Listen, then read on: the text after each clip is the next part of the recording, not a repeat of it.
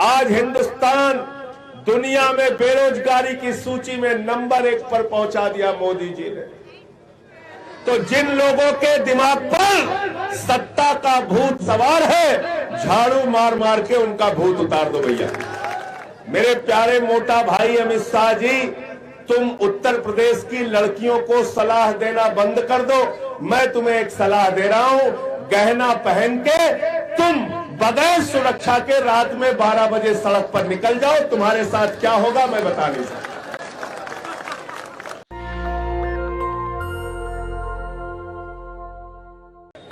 साथियों, चुनाव का मौका है, सारी पार्टियां चुनाव प्रचार करने आपके बीच में आएंगी,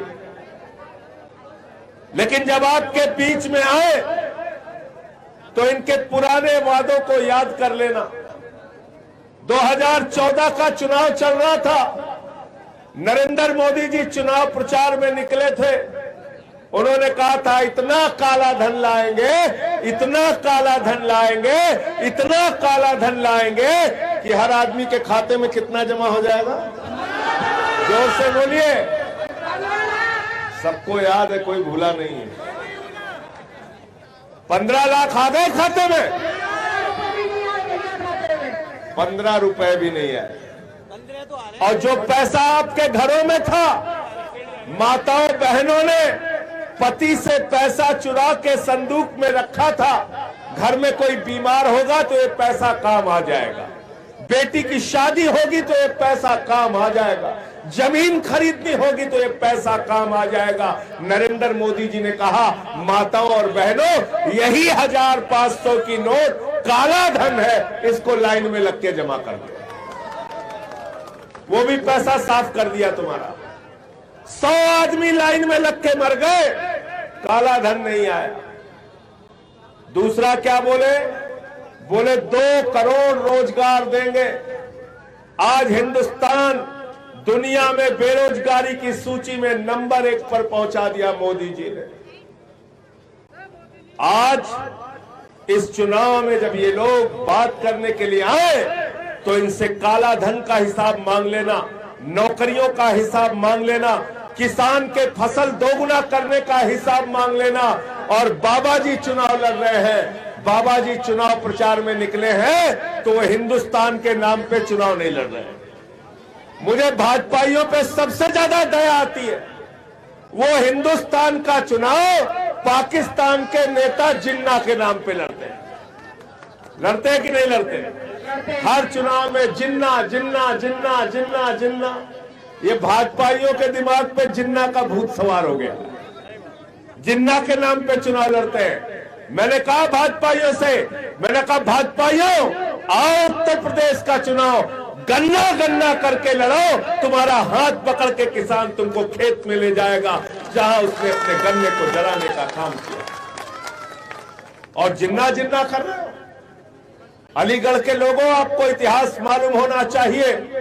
मैंने पार्लियामेंट में भी कहा, यहां भी आपको बता के जा रहा हूं, हिंदुस्तान में सबसे बड़ी जिन्नावादी अगर कोई पार्टी है तो उस पार्टी का नाम है भारतीय जनता पार्टी। मुझे जरा बताओ, जिन्ना की कब्र पर मत्था टेकने कौन गया था? लाल कृष्ण आडवाणी गए थे। जिन्ना की पार्टी मुस्लिम लीग के साथ किसने सरकार बनाई थी 3 राज्यों में आजादी के पहले? नॉर्थ वेस्ट फ्रंटियर में, सिंध में, बंगाल में मुस्लिम लीग की जिन्ना के साथ श्यामा प्रसाद मुखर्जी और वीर सावरकर ने सरकार बनाई थी। जिन्नावादी ये लोग हैं, जिन्नावादी हिंदुस्तान के लोग नहीं है। जिन्ना की बात करते हो और एक दिमाग में इनके पता नहीं क्या भूत सवार है।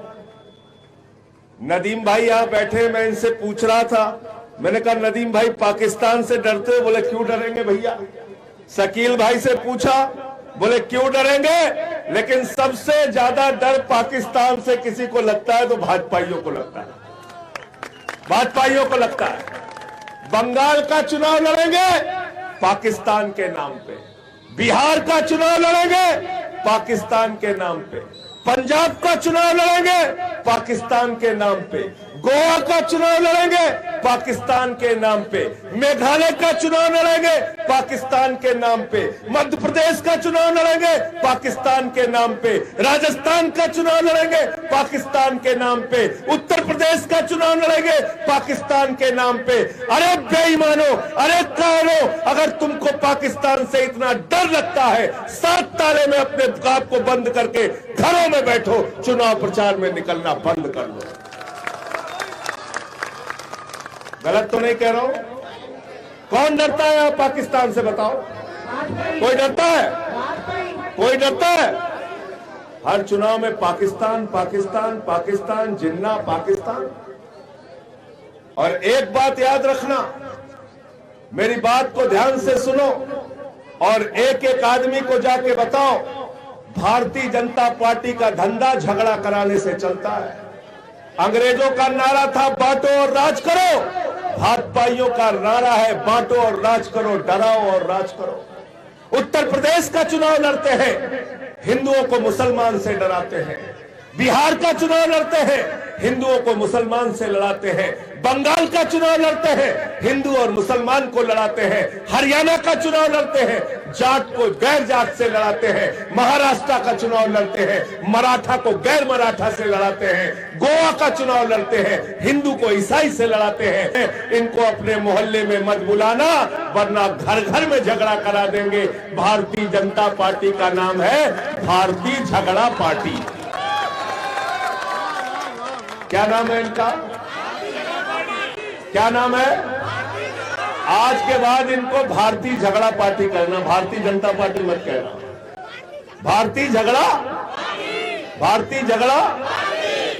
अभी गए थे बाबा जी कैराना, तो कैराना में कह रहे थे गर्मी ठीक कर देंगे, गर्मी सही कर देंगे, गर्मी उतार देंगे। ऐसे किसी मुख्यमंत्री को बोलते हुए सुना है क्या? सुना है कभी? सुना है कभी? ये चौराहे के गुंडे का चुनाव हो रहा है कि विधायक का चुनाव हो रहा है? बताओ। विधायक का हो रहा है ना? क्या कह रहे हैं? गर्मी ठीक कर देंगे। तो मैं तो जाता हूं, मैंने कई बार देखा है हमारे यहाँ उत्तर प्रदेश में अवध के इलाके में ओझा लोग भूत उतारने के लिए झाड़ू का इस्तेमाल करते हैं। आप क्या करते हैं कि नहीं करते? अलीगढ़ में करते हैं कि नहीं करते? तो जिन लोगों के दिमाग पर सत्ता का भूत सवार है, झाड़ू मार मार के उनका भूत उतार दो भैया, झाड़ू मार के उनका भूत उतार दो। ये सत्ता का भूत इनके दिमाग पर सवार है। कैराना में गए तो कहने लगे बाबा जी अब पलायन नहीं होने देंगे। मैंने कहा बाबा जी 5 साल से यहाँ ओबामा की सरकार थी कि ट्रंप की सरकार थी कि लालू यादव मुख्यमंत्री थे? कौन मुख्यमंत्री था भैया, हमको बताओ। देश का प्रधानमंत्री हिंदू, देश का गृह मंत्री हिंदू, देश का रक्षा मंत्री हिंदू, उत्तर प्रदेश का मुख्यमंत्री हिंदू। अगर तुम सबके रहते हुए हिंदुओं का पलायन हुआ तो पहले अपने पद से इस्तीफा दो, मुंह पे कालिक लगा लो, तब इस मुद्दे पे बात करेंगे। और दूसरा, अमित शाह जी गए थे, अमित शाह जी गए थे, अभी एक जाटों का सम्मेलन किया। जाटों के सम्मेलन में क्या बोले? बोले जाटों से हमारा 650 साल पुराना रिश्ता है। एक तो भाजपा इतने कॉन्फिडेंस से झूठ बोलता है जितने कॉन्फिडेंस से आप लोग सच भी नहीं बोल सकते। कह रहा है भाजपा जाटों से हमारा 650 साल पुराना रिश्ता है। तो मैंने कहा भैया भारतीय जनता पार्टी का नाम 650 साल पहले क्या था ये तो बता दो। मैंने तो सुना 80 में बनी है भाजपा। गलत तो नहीं कह रहा हूं? फिर दूसरी बात क्या बोले? क्या बोले? वो बच्चों को तुम लोग पिलाते हो ना मुगली घुट्टी 555, पिलाते हो कि नहीं पिलाते? हमारा गृह मंत्री भी बेचारा मुगली घुट्टी 555 पिए हुए। 1.5 साल में बच्चे पीना बंद कर देते हैं। अमित शाह अभी तक पी रहा,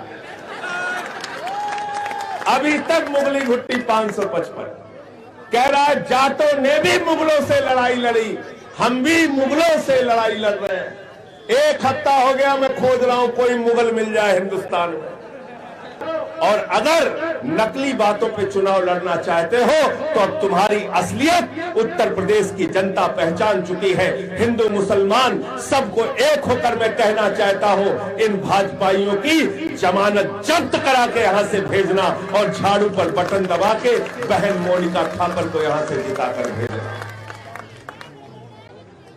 आज उत्तर प्रदेश के चुनाव में शिक्षा की बात नहीं हो रही, बिजली की बात नहीं हो रही, पानी की बात नहीं हो रही, रोजगार की बात नहीं हो रही, तरक्की की बात नहीं हो रही, एकता की बात नहीं हो रही, भाईचारे की बात नहीं हो रही है, नफरत की बात हो रही है। आदित्यनाथ जी कहते हैं उत्तर प्रदेश का चुनाव 80 और 20 पर होगा, 80 और 20 पर होगा, 80 और 20 पर होगा। संजय सिंह आपके बीच में कह रहा है उत्तर प्रदेश का चुनाव गरीब बच्चों की फीस पर होगा। 80 और 20 पे नहीं होगा। बाबा जी तुम लोगों ने बहुत 80-20 कर लिया। मैं पूछ रहा हूं अलीगढ़ से, आपसे बताओ आदित्यनाथ जी, नदी के घाट पे जो हजारों लाशें सड़ी हुई मिली, चील कौवे कुत्ते नोच रहे थे, वो 80 में आते हैं या 20 में आते हैं? वो हाथरस की गरीब बेटी जो रात में 2 बजे जला दी गई, वो 80 में आती है या 20 में आती है? वो प्रभात मिश्रा जिसका फर्जी इनकाउंटर हो गया, वो खुशी दुबे जो 1.5 साल से जेल में सड़ रही है, वो किसान जो 1 साल सड़कों पर बैठा रहा, 750 किसान शहीद हो गए, वो नौजवान जो रोजगार मांगने निकलता है तो उसको लाठियों से पीटते हो। ये 80 में आते हैं या 20 में आते हैं? 80-20 करके तुमने 80 को बर्बाद कर दिया और हिंदुस्तान को भी बर्बाद कर दिया। 80-20 करके 100 को बर्बाद कर दिया, हिंदुओं को भी बर्बाद कर दिया और मुसलमानों को भी बर्बाद कर दिया। हिंदुओं से कहा तुमको भूखा रखेंगे लेकिन चिल्लाना नहीं, हम मुसलमानों से लड़ रहे हैं। तुमको महंगाई में डुबा देंगे लेकिन बोलना नहीं, हम मुसलमानों से लड़ रहे हैं। तुमको बेरोजगारी की मार देंगे लेकिन आवाज मत निकालना, हम मुसलमानों से लड़ रहे हैं। तुमको हम नदी के घाट पे सड़ता हुआ छोड़ देंगे, मार देंगे कोरोना की महामारी में, लेकिन तुम सिसकना नहीं, रोना नहीं, हम तो मुसलमानों से लड़ रहे हैं। मुसलमानों से लड़ने के नाम पर हिंदुस्तान को बर्बाद करने का काम भारतीय जनता पार्टी और आदित्यनाथ की सरकार ने किया है। ये बात हिंदुओं को भी समझनी पड़ेगी और ये बात मुसलमानों को भी समझनी पड़ेगी कि न तेरा है न मेरा है, ये हिंदुस्तान सबका है और नहीं समझी गई ये बात तो नुकसान सबका है। और वतन की जो हालत सुनाने लगेंगे तो पत्थर भी आंसू बहाने लगेंगे। वतन की जो हालत सुनाने लगेंगे तो पत्थर भी आंसू बहाने लगेंगे। अगर भीड़ में खो गई आदमियत तो उसे ढूंढने में जमाने लगेंगे। इंसानियत का कत्ल किया जा रहा है, आदमियत का कत्ल किया जा रहा है। भाजपाई नारा लगाते हैं भारत माता की जय, हम लोग भी नारा लगाते हैं भारत माता की जय, लेकिन जब हम भारत माता की जय लगाते हैं तो हम ये मानते हैं कि भारत की माता के 130 करोड़ बच्चे हैं, हिंदू भी है, मुसलमान भी है, सिख भी है, ईसाई भी है, और दुनिया की कोई माता अपने बच्चों में झगड़ा कराकर खुश नहीं हो सकती। हो सकती है क्या? हो सकती है? कोई मां अपने बच्चों के बीच में झगड़ा करा के खुश हो सकती है क्या? तो भारत माता की जय लगाते हो भाजपाइयों, तो भारत माता की जय तो तब होगी जब हमारे बच्चों को अच्छे स्कूल मिलेंगे, अच्छी शिक्षा मिलेगी। भारत माता की जय तब होगी जब अच्छे अस्पताल बनेंगे, अच्छी सड़कें बनेंगी, हमारे नौजवानों को रोजगार मिलेगा, किसान को फसल का दाम मिलेगा, व्यापारियों को सुरक्षा मिलेगी, माताएं बहनें बगैर डर के अपने घरों से निकल पाएंगी, तब भारत माता की जय होगी। गृह मंत्री जी अमित शाह जी आए थे, उन्होंने कहा रात को 12 बजे भी गहना लाद कर 16 साल की लड़की उत्तर प्रदेश की सड़कों पर निकल सकती है। कहा कि नहीं कहा?